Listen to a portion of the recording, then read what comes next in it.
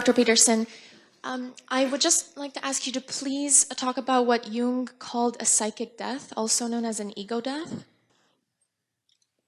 That's what happens when someone who loves you betrays you. Right? So imagine that, like, the world is complicated beyond comprehension, right? And you only see a very little bit of it. And the way you structure your understanding is you make assumptions about things, and they're simplifying assumptions. So if you trust someone, you reduce their complexity massively, right? Because, like, let's say we were married, then there's a whole bunch of ways that you're going to act that are going to be simpler.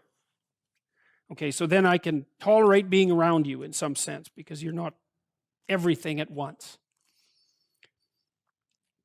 Now, those simplifying structures are hierarchically assembled, and some of them are far more important than others. Trust is one of them, especially trust in loved ones, family members, which is why betrayal by a family member is really catastrophic. That's it, isn't it? You think somehow he's found out about our affair. Has he found out? Yes. It destabilizes your past, right? All the memories you have. It destabilizes your present. It destabilizes your future. It shakes your faith in human beings, including yourself. I thought I was a man. And everything collapses. And that's an ego death. I had a life. People call me Cain. But now I'm not so sure.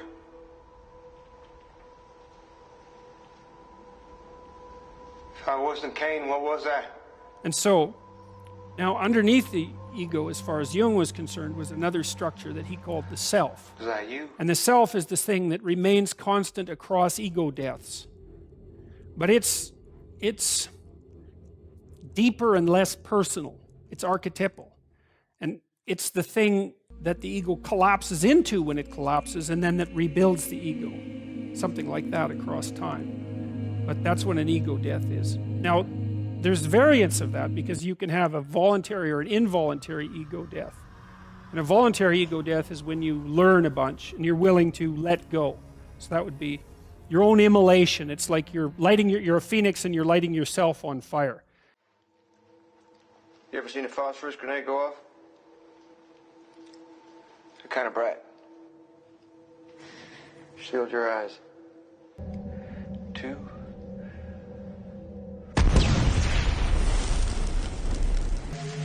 That's a much better idea, even though it can still be really harsh. The involuntary ego deaths, they're really hard on people. People will do almost anything to stop that from happening, which is partly why they fight to maintain their group fostered axiomatic simplifications. It's not surprising, because it's you lose your, like, that ego death is a journey into the underworld, or it's a collapse into chaos. And that's not so bad if you do it purposefully.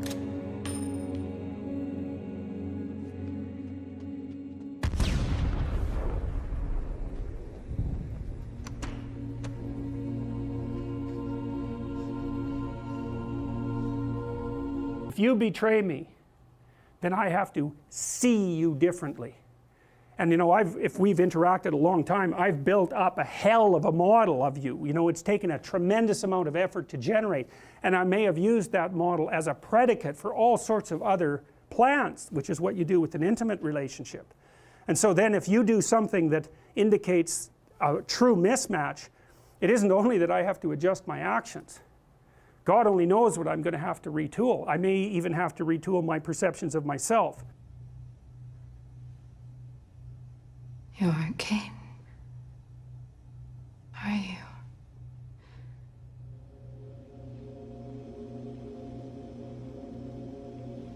I don't think so.